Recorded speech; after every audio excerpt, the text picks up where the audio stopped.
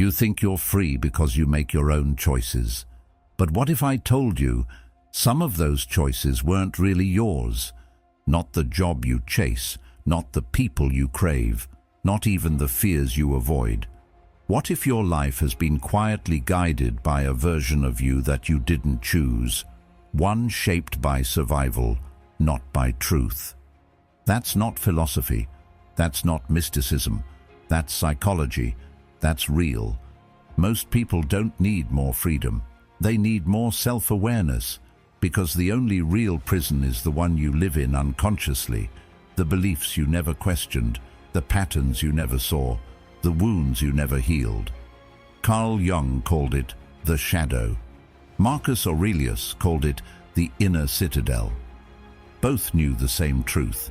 If you don't know what's moving you from the inside, then you're not living. You're just reacting. But here's the good news. The moment you see the mask is the moment you get to choose. That's what this video is about. Not fixing, not pretending, just noticing, honestly, compassionately, and maybe for the first time, remembering who you were before the world told you who to be. And if something in that strikes a chord, if you find yourself breathing a little deeper already, then I'm glad you're here. We're building something rare, a space for real inner work, rooted in clarity, courage, and the kind of wisdom that doesn't flinch. If that resonates, here's a simple, free favor I'll ask. Hit that subscribe button. It helps us keep doing this work, quietly, steadily, and for real. Now let's begin, because true freedom doesn't come from breaking rules. It comes from breaking illusions. From the moment we're born, we're taught how to behave, how to be good, not good in the sense of virtue, but in the sense of acceptability. We quickly learn what earns us a smile, what makes people pull away, and what gets us praised or punished. And so, we adjust. We hide certain feelings. We push down questions we're not supposed to ask. We become experts at sensing what others want from us and giving it to them. You hid the parts that were too intense, too emotional, too different. You learned to laugh when you didn't find things funny. You said yes when everything inside you was begging for a no. You watered yourself down so you could fit in better. And over time, that compromise started to feel safe. The world didn't push back as much. People liked you. You got approval. But there's a cost to that kind of peace, because comfort isn't peace, not real peace. Real peace doesn't require you to shrink. Real peace doesn't feel like something you earned by abandoning yourself. What you felt instead was relief, a temporary silence bought by betrayal of the self. And the deeper problem is this: after wearing that mask long enough, you stopped noticing it was even there. You didn't just act like the version of you others approved of. You started to believe you were that version. Carl Jung said, "The most terrifying thing is to accept oneself completely. Because when you realize how much of yourself you've silenced, buried, or distorted, it shakes you. But there's also something freeing in it. Because something in you remembers. That small ache in your chest when you're alone. That quiet discomfort when everything seems fine. That's your real self trying to come back to life. It never died. It just got quiet. The soul doesn't vanish. It waits. Sometimes for years. Sometimes for decades. And then, one day, something cracks. And you can't unsee what you've seen. Socrates said, "The unexamined life is not worth living."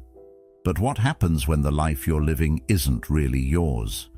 What if it's a performance built on fear, shaped by expectation and sustained by silence? Who are you performing for, and why? When you trace it back, it's often not even your voice you're obeying. It's the voice of a parent you wanted to please, a teacher you feared disappointing, a culture that told you what strength should look like. And those voices, though long gone, still echo. They still pull the strings unless you become aware of them. And here's the thing. Awareness isn't always pleasant. In fact, it's often uncomfortable. It disrupts the routine. It confronts you with truths you'd rather ignore. But as Plato wrote, the price good men pay for indifference to public affairs is to be ruled by evil men. And the same goes for your inner world. The price you pay for ignoring your truth is to be ruled by your wounds. At first, it feels like breaking apart, like everything you knew about yourself is up for question. But that's not destruction, that's liberation. Because once you see the mask, you get to choose. You get to ask, do I still want to wear this? There's no quick fix, no shortcut. But there is something more valuable, an invitation, to meet yourself honestly, to listen to the parts of you you've silenced, to hold your contradictions instead of judging them. As Aristotle said, knowing yourself is the beginning of all wisdom, and self-knowledge isn't clean or easy. It's messy, raw, and deeply human. But once you begin that process, something shifts. You stop chasing approval. You stop begging the world to validate a version of you that isn't even real, and you begin to settle into something quieter, but infinitely stronger. A kind of freedom that can't be taken away because it doesn't depend on anyone else's permission. And that's where peace starts. Not in perfection, but in truth, in wholeness, in no longer needing to perform.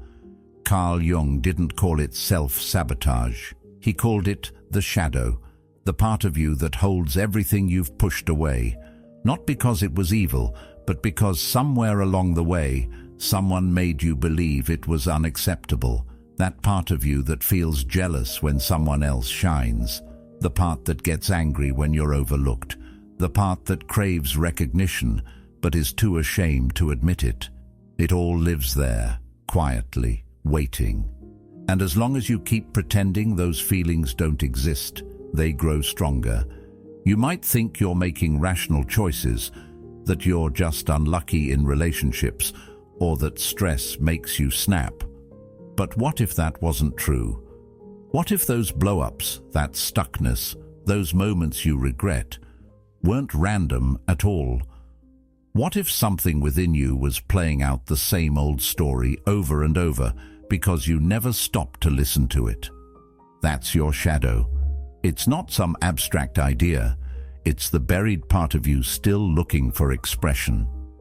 Jung said, "Until you make the unconscious conscious, it will direct your life, and you will call it fate."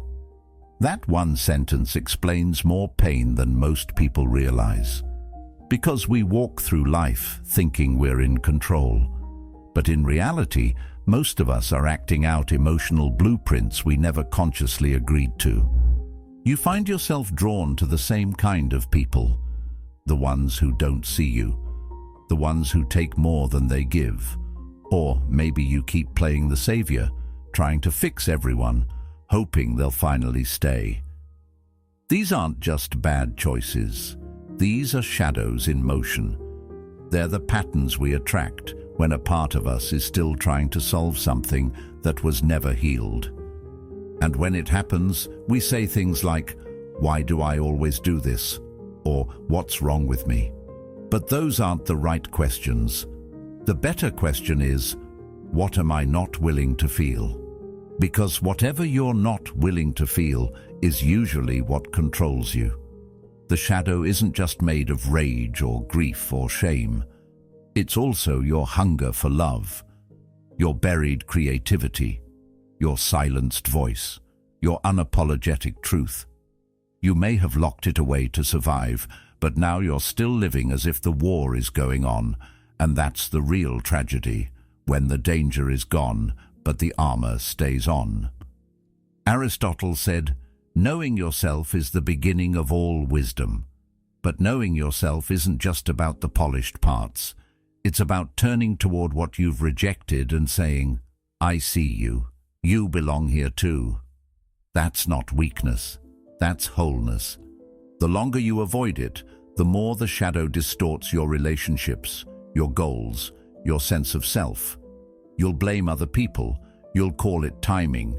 you'll label it as just being how life is. But underneath it all, the truth doesn't stop whispering. And here's the shift.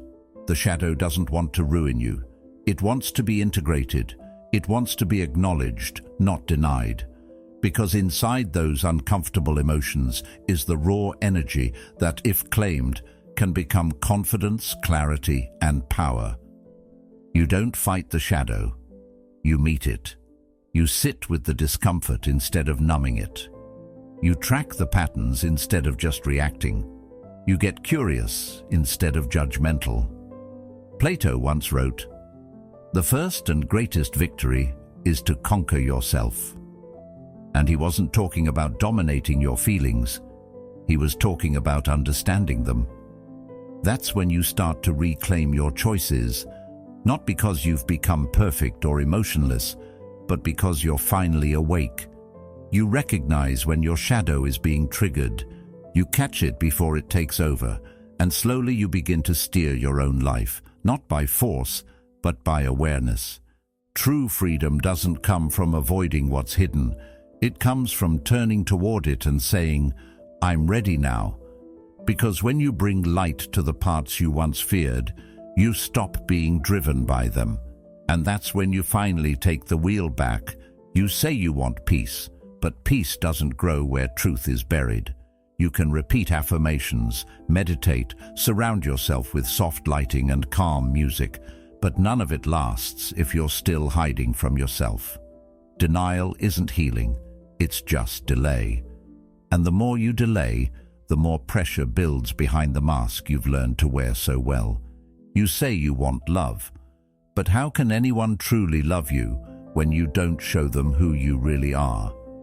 You give people the curated version, the agreeable one, the one who never makes things messy or complicated. And while that may earn you acceptance, it's a hollow kind, because deep down, you know, it's not you they're choosing, it's your performance. You want clarity, you want to feel aligned. But every time discomfort shows up, you look away. You distract yourself, you scroll, you overthink, you escape into plans and to-do lists, telling yourself that productivity will somehow fix the ache. But clarity only comes when you sit with the mess, when you actually feel the thing you've been trying to outrun. You say you want growth, but growth is born from tension, from breakdowns, from staring your patterns in the face and saying, "I'm not doing this anymore." And most people avoid that moment at all costs, not because they're weak, but because it's hard. Carl Jung once said, "People will do anything, no matter how absurd, to avoid facing their own souls." And you can feel the truth of that in how quickly we reach for distraction when we're finally alone. This is the quiet war inside, between who you really are and who you've had to become to be accepted. That version of you who learned to keep things smooth, to suppress the inconvenient emotions, to act strong even when you're falling apart. That version didn't come from nowhere, it came from survival. But survival mode isn't meant to be permanent, and the longer you live in it, the more disconnected you become. That disconnection doesn't always look dramatic. It often looks like anxiety that won't go away, no matter how much you try to calm down. It looks like burnout from doing all the right things and still feeling empty. It looks like numbness that creeps in even when your life looks good on paper. These aren't flaws, they're signals. As if your body, your mind, your very spirit is waving a flag and saying, "You've drifted too far from yourself." Plato said, "The worst form of injustice is pretended justice." And something similar happens internally. When you pretend you're okay, when you pretend you're aligned, when you pretend you're whole, your inner world suffers an injustice because it knows better. It knows what's been avoided. It knows what still needs to be heard. The ego isn't the villain here. It's just afraid that if you show too much, you'll be rejected, that if you let go of control, you'll fall apart. So it clings, it edits, it polishes, it presents a version of life that feels more manageable. But that version also traps you, because it's not built on truth, it's built on fear. And the price of that illusion is high. You trade your depth for approval. You trade authenticity for certainty. You trade freedom for safety. But what if you didn't have to? What if peace wasn't about controlling everything, but allowing everything to be seen? Socrates said, "To know thyself is the beginning of wisdom."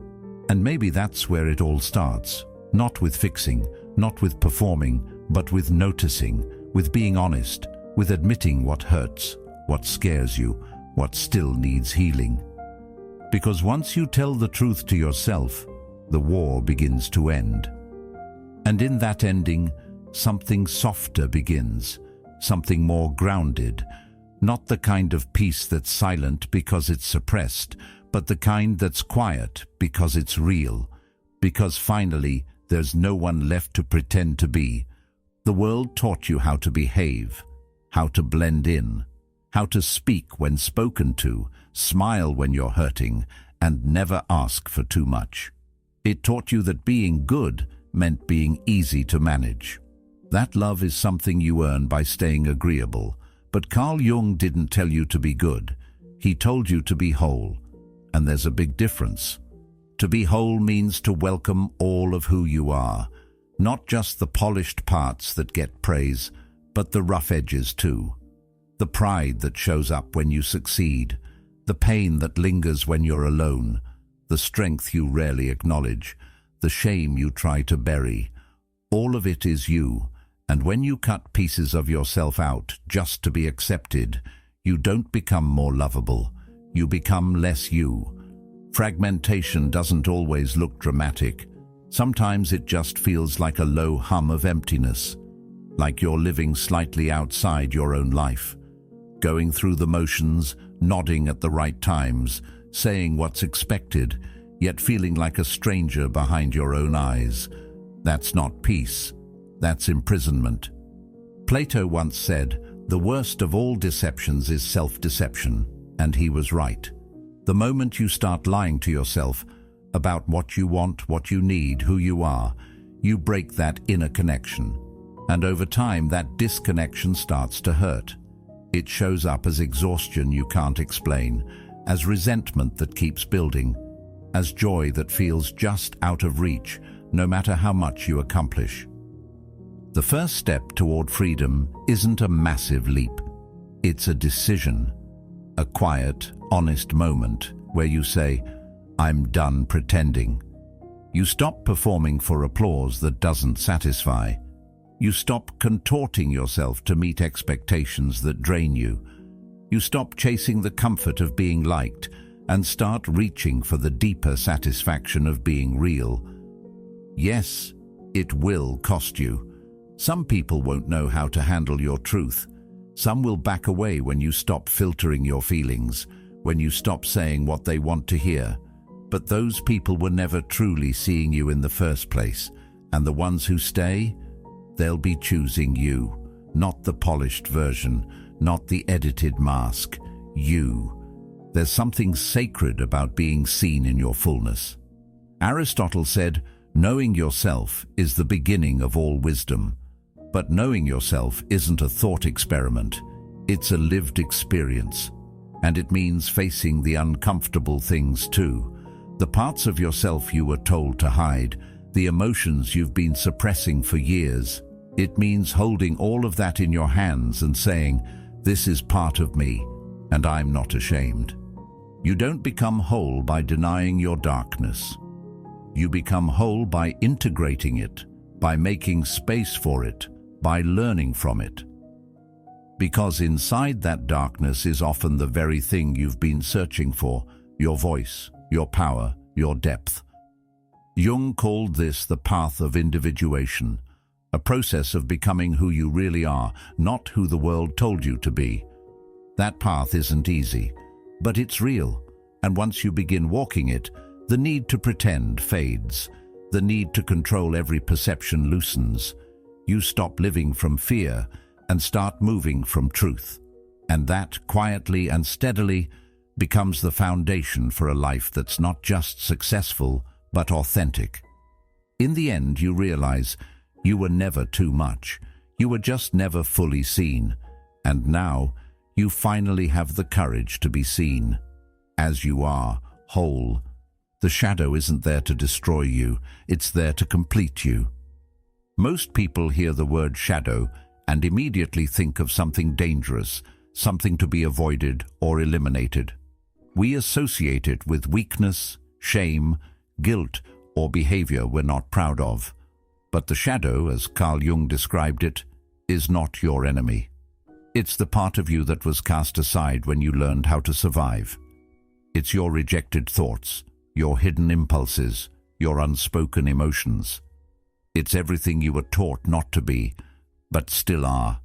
It holds your jealousy, yes, but also your hidden ambition, your anger, sure, but also your deep sense of justice, your fear, but also your intuition, your sensitivity, but also your creativity. You see, what we bury doesn't disappear, it waits. And while it waits, it grows stronger in the dark. When you look away from your shadow, it doesn't go dormant. It acts out. Quietly, unconsciously, it becomes the voice in your head that whispers self-doubt.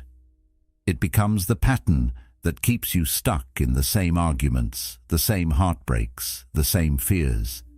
It shapes your choices while convincing you they're rational.